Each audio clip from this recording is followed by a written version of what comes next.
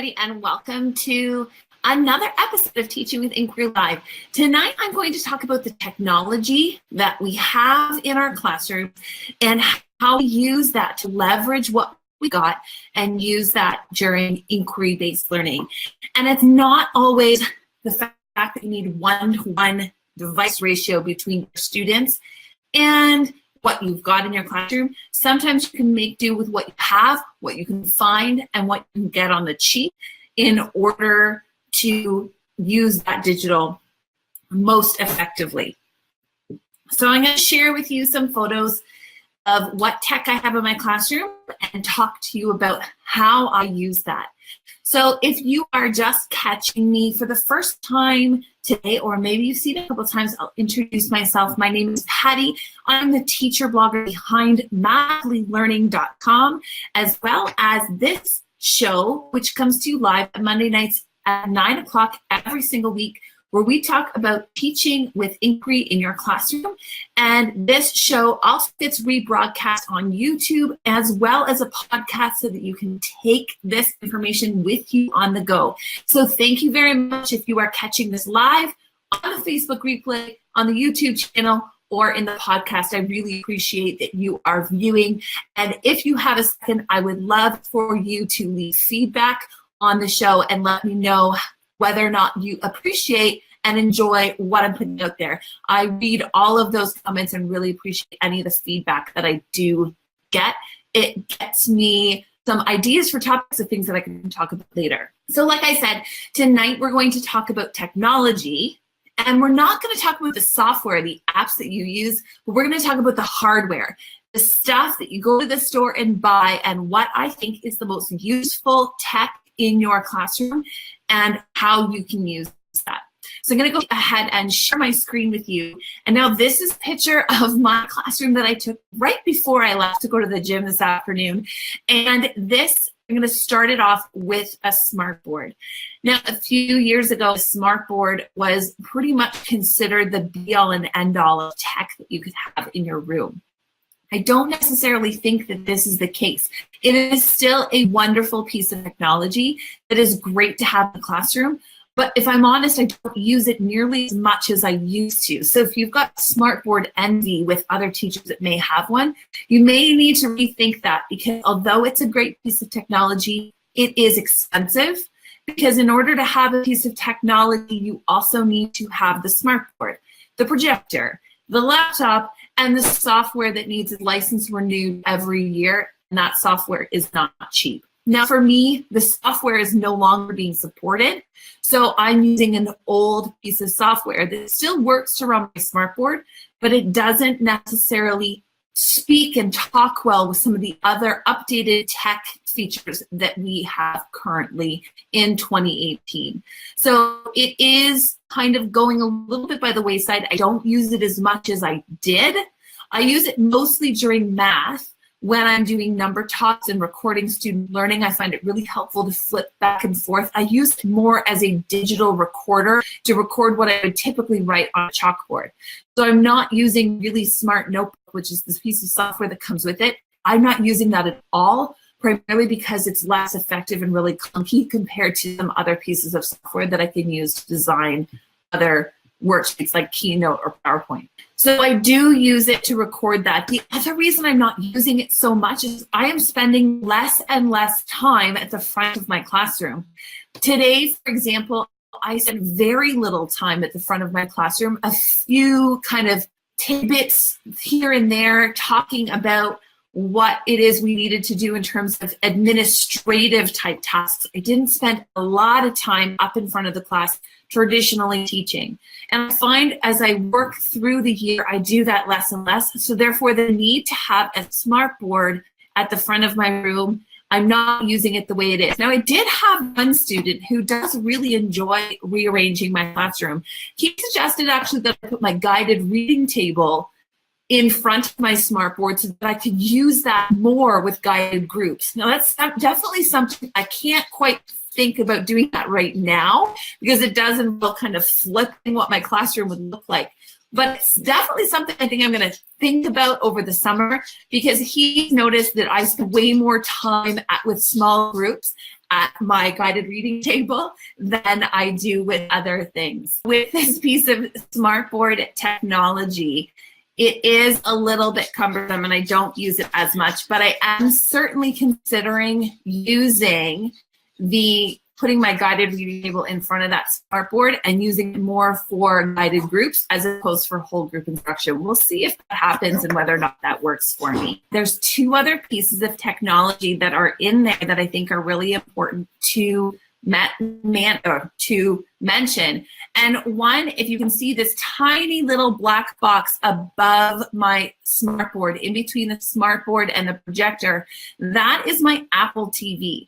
Now, this Apple TV is an invaluable tool because we have a lot of iPads in our classroom, and that's what our board uses, is iPads over other pieces of in-the-hand student technology.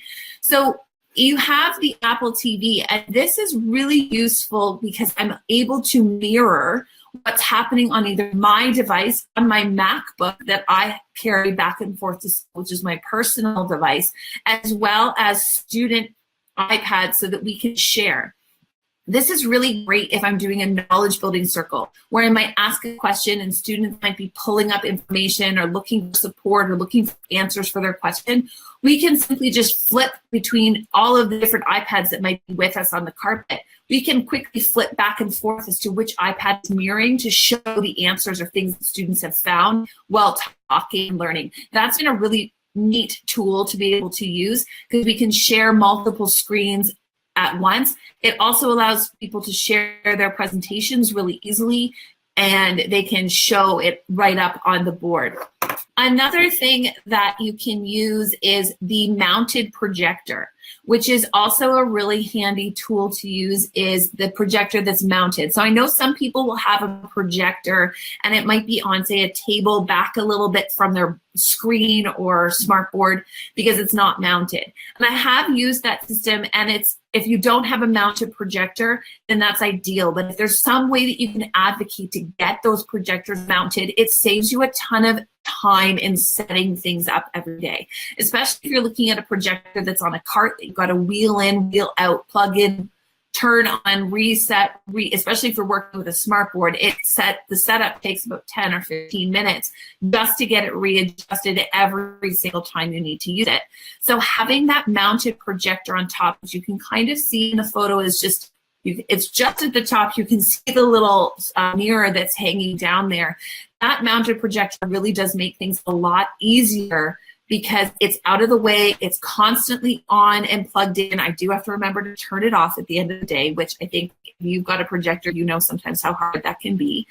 But having that projector there out of the way, and it also means that when I'm standing at the board, my shadow isn't blocking some of the board. So this particular projector is a low throw, I believe that's what it's called, a low throw projector, which means that it doesn't need to be set back far away from the board in order for you to get the image. So if I stand underneath the projector, my shadow doesn't block any part of that board. So it will project onto that Smartboard, and my interference blocking the light hitting that Smartboard doesn't often become an issue, which is fantastic. That's the stuff just at the front of my room. Another one is iPads. So I have iPads in my classroom. Now this is just some of them because a few of them were borrowed by the other class today when I went to go take a picture of them. And this is just simply a $1 store tub with a dish rack that holds them. I do have a big green lockable case that we use in the summer. I find this is a lot easier for students to store, and more reliably, iPads get put back in this bucket standing up. I find with the green bins, sometimes there's a tendency just to toss them in the bin and then they land on top of one another. As much as it hurts my heart to think about iPads being tossed anywhere, sometimes putting them in this dish rack does help. Now, I have 7 student iPads and I have 18 students. So I don't have a 1-to-1 student to iPad ratio. However, I do supplement the amount of iPads I have by allowing students to bring in their own devices. Some of my students do have CETA claims, which is the government-funded iPads for those with special education requirements that require technology to differentiate their instruction.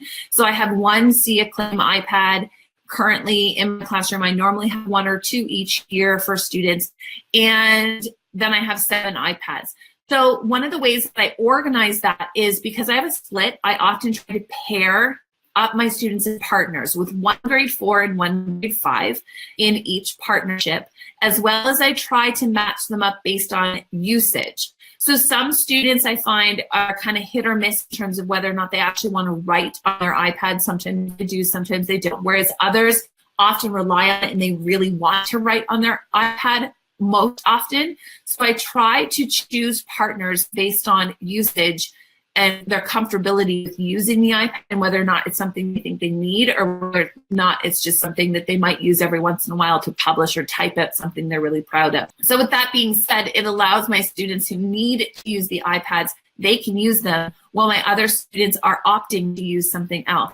And between those two students stay logged into Google Drive and Google Classroom. It's their iPad. They're responsible for putting it away, for plugging it in. It saves a lot on having multiple sign-ins. So I realized that Google did away with locking each account on an iPad. For some reason, that feature is no longer available to students where they could put a passcode on their account on an iPad. It doesn't seem as though that can still happen, which means if you don't have a system of shared iPads and anyone can just pick up any iPad and use it, you can have upwards of 15 different users logged into that iPad, which also means that with the ability to lock it, they will be able to access everybody else's account, which is sometimes problematic. Ideally, you want to teach them how to log out and log back in. But again, I'm teaching grade 4s and 5s, and sometimes it's hard enough for them to remember their username every single time they log in. So for me, it's a lot easier to partner them up and just ask them to only use the iPad in which they've been assigned, or they're going to be using a shared iPad from another class, which isn't ideal, but sometimes it's necessary depending on what we're doing. But if they have one home-based iPad that they're using, they know that their account is there and only one other person might have access to their account. So if something does go wrong, then it's pretty easy to figure out who it was that maybe messed it up. In all honesty, I haven't actually had an issue with that where somebody's intentionally damaged. In other words, I have heard of it happening. I've been fortunate enough that that hasn't currently been an issue in my room.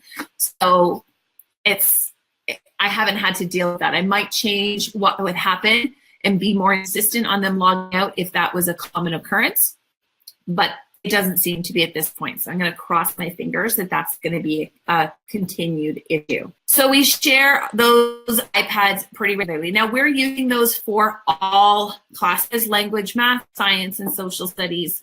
Now I also have been able to borrow. So I talked in the introduction about how you can find shared kit somewhere. So this is a kit of laptops. Now these laptops they don't belong to my classroom. They are shared laptops, but they're often underused laptops. So if I have them available in my room, and that's the green bucket that I had mentioned earlier about storing the iPads, they are better for the laptops. They fit perfectly there. But having those laptops accessible as kind of an extension is really great. And the best part about these laptops, and they're laptops, not Chromebooks, I don't know why, but they are, and they have to be logged into each student individually. So the minute they log out, it's their account. So they do have a bit more ownership on their content that way. So another thing that I'm using as well is a document camera. Now, a document camera is an ideal way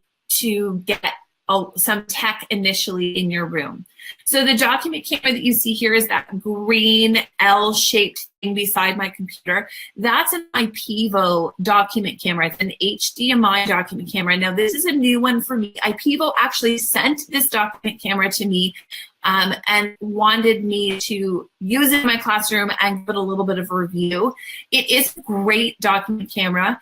And I do really like the fact that it takes up virtually no room on that desk. Previously, I have had a document camera. I've used a document camera for about 6 years. It is an amazing piece of technology, but it also isn't really essential as to which kind it is. You can also use an iPad with a Dewey stand, DEWEY, as an extension, and it functions just like a document camera with certain apps, like Explain Everything is another good one you can use for a document camera. This IPEVO one is great. It functions, you can see on my laptop screen that you have an image there of what is being filmed on document camera. And I use this primarily in math, so you'll see that that is our two-dimensional geometry unit that we just finished up in the classroom. So I was modeling and demonstrating for students how to use this worksheet and taking it up with students. So they were able to see this projected onto the screen really easily as we did it together and took up what it was that they were doing. And I have the option of also using this document camera to film what I'm doing. So I could use this as a tutorial, which is great to be able to do.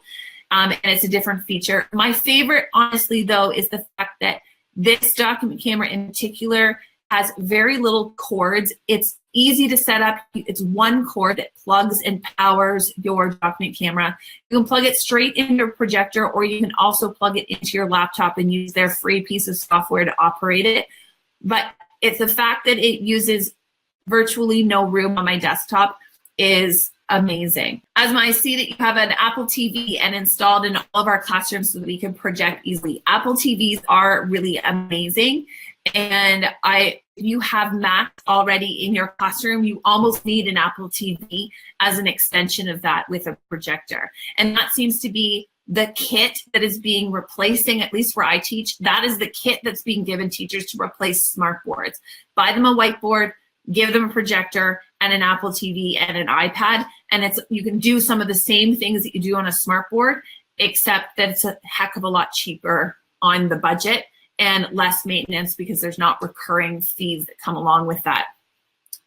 So I would highly recommend getting a document camera, whether or not you ask your school to purchase you one or whether you buy one on your own. They range in price. As I said, you can get a Dewey stand that's just a stand for your iPad. That's really simple.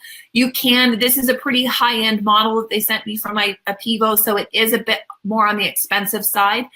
And you can get a Smartboard one. That was one I had previously. It does take a bit more room, but the functionality is very similar to this IPEVO one. Camera is not as crisp as this IPEVO one, so I do really appreciate that. I know IPEVO make a whole range of document cameras from the really affordable to their more higher end ones. So I would recommend checking them out on Amazon to get a document camera if you don't already have one, because they are a very valuable resource for me, at least in the classroom, and it's easy. That's what I like about it. There's really no hookup. Just shove a paper underneath that document camera, and if the projector's on, we are good to go. And here is another look here, a little closer look of the different functionality of the things that I have there on the IPEVO document camera. So it is a really great one. So there's a lot of tech that I use in my classroom, and that is really exciting. I love tech. I am a digital native, even though I don't technically fit the millennial definition. I have had tech my entire life, and I'm not really technically savvy with technology, but I am a great problem solver and troubleshooter. So using tech in my classroom just seems very natural, and being able to leverage digital so that we can teach our students who are 21st century learners who are going to need to use tech in their future in order to be able to function. It's good that we are exposing it to them at a younger age, and remembering that we are using all of this tech, not as toys, but as tools. And I think that is the most important thing that we need to remember. These are tools to enhance our learning and to allow learning to happen. They're not simply toys that we're putting in front of students just to make our learning more exciting. So it's not just to make learning fun. If you could do the same thing on a piece of tech that you could do on a piece of paper, then you're not really bumping up what it is that you're doing. So really try to use the tech and leverage it in unique ways that only is possible through using technology. Things like sharing and collaborative practices allow you to use the tech in unique ways that wouldn't have been possible 15 years ago. So that's the tech I have in my classroom. What tech do you have in your classroom that you probably can't live without? If you have a piece of tech that I didn't mention here, I would literally love to hear about it, because I'm always on the hunt for new pieces of technology that I could include and embed in my classroom, because I really do love it. So if you've got a piece of tech that you absolutely love and couldn't live without, leave a comment in this video and share what it is you use and how you use it, so that I can maybe make a shopping list for next September. Anyways, that's all I have for you this evening. I hope you enjoyed tonight's broadcast. If you want to read more about the tech that I use in my classroom, you can hop on over to www.madlylearning.com, where you will see the blog post that corresponds with this episode. And as well, this episode will be rebroadcast on YouTube and a podcast, so that you can take this show on the go with you and listen to it possibly in the car. So thanks very much for joining me. I will see you next week as we continue the entire month of May talking about tech in our classrooms and how we use it. Have a great week, everybody. I'll talk to you next Monday at 9 p.m. See you later. Bye for now.